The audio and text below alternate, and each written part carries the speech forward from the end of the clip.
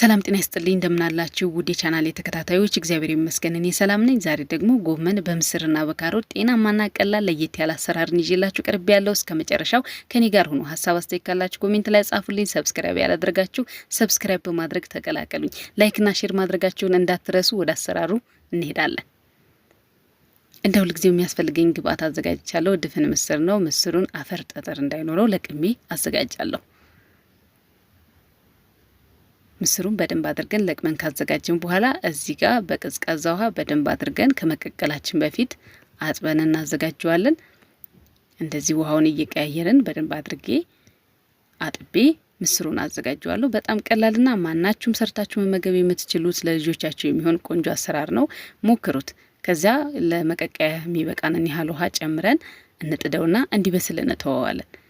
እዚህ ጋር ጎመን እኔ ያዘጋጀሁት የጎመን አይነት ቶሎ የሚበስል የጎመን አይነት ነውና ጎመኑ አንዳንድ ጎመን ቶሎ የማይበስል ጎመን ከሆነ መጀመሪያ አጥበን ካዘጋጀን በኋላ ቅጠሉን ብቻ ሸምጥጠን ከዛ መቀቀል ይኖርብናል። የተቀቀለ ጎመን መሆን አለበት። እኔ ግን ይሄ የጎመን አይነት ከሆነ የምትጠቀሙት ቶሎ የሚበስል ስለሆነ አጥበን ብቻ ቅጠሉን እንደዚህ ቀንጥሰን ከዛ ድቅቅ አድርገን ከትፈን መስራት ነው።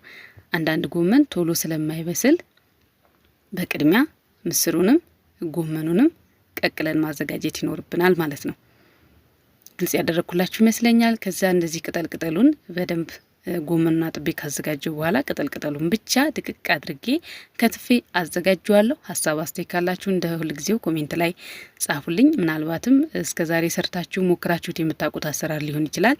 ምን ብትጨምሩበት እንደሚጣፍጥላችሁ፣ ምን አይነት ቅመም እንደምትጠቀሙ እንደ ሁልጊዜው ኮሜንት ላይ ጻፉልኝ።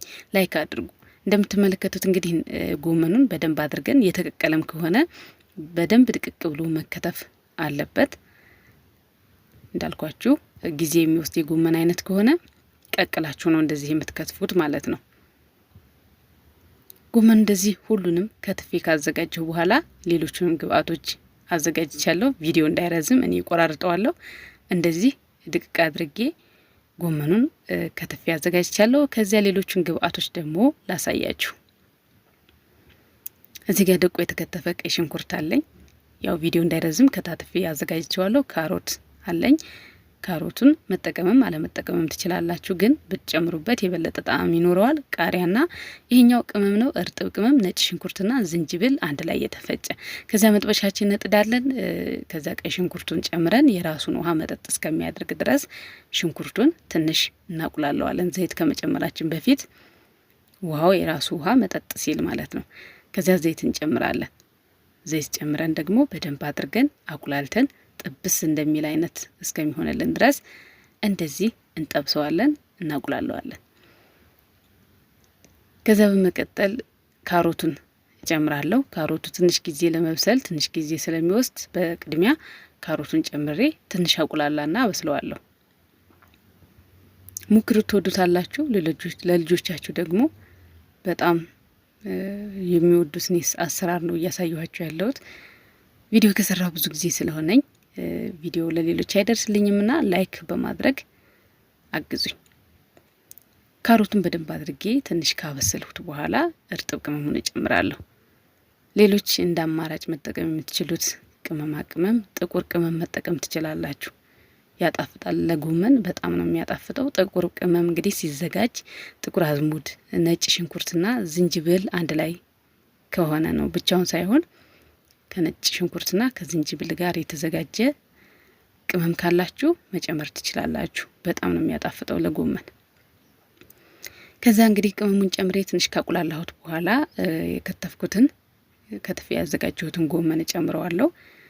የተቀቀለም ከሆነ ያው ሁሉንም ካበሰለም በኋላ የተቀቀለውን ጎመን ምስሩንም አንድ ላይ ጨምረን መቀላቀል ነው። ብዙ ጊዜ አይወስድም።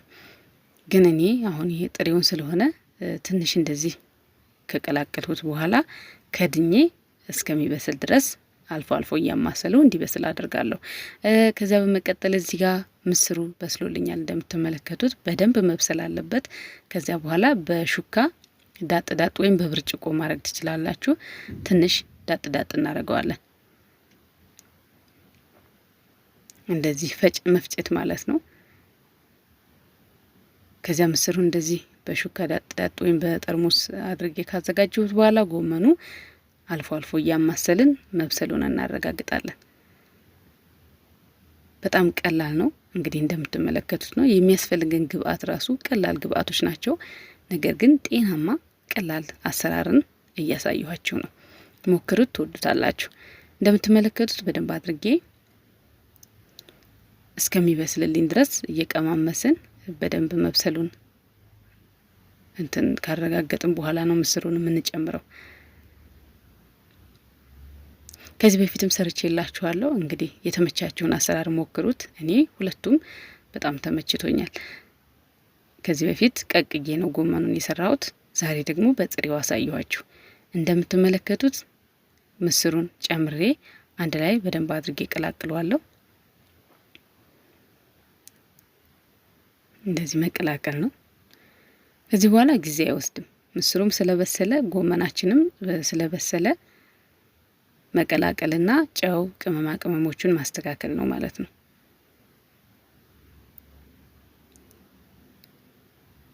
በጣም ነው የሚያምረው። እንግዲህ እንዳልኳችሁ ሌላ ቅመም መጠቀም ከፈለጋችሁ ጥቁር ቅመም ጨምሩ። ሌላ አያስፈልገውም። ከዚያ በመቀጠል ቃሪያ፣ ደቆ የተከተፈ ቃሪያን እጨምራለሁ። የበለጠ ቁርጥ ያለ ጣዕምና እንዲጣፍጥ ያደርጋል። ያው ቃሪያ ለጎመን ወሳኝ ነው። ጨው እንጨምራለን።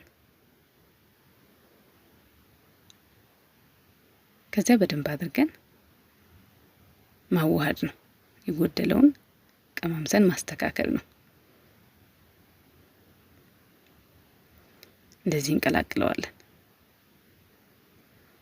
ሰብስክራይብ ያላደረጋችሁ ሰብስክራይብ እያደረጋችሁ ተቀላቀሉኝ። እንደዚህ አዳዲስ ቪዲዮ ስለቅ እንዲደርሳችሁ ታደርጋላችሁና ሰብስክራይብ በማድረግ ተቀላቀሉኝ።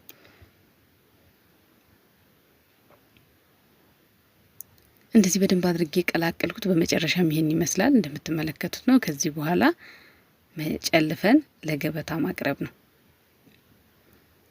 ይሁት እንግዲህ እንደዚህ ውሃ ብዙ የለውም። ምጥጥ ያለ ጥብስ ያለ ጎመን ምስርና ካሮትን እንደዚህ ሰርቻለሁ። እንደምትመለከቱት እንደዚህ በቀላሉ መስራት ነው።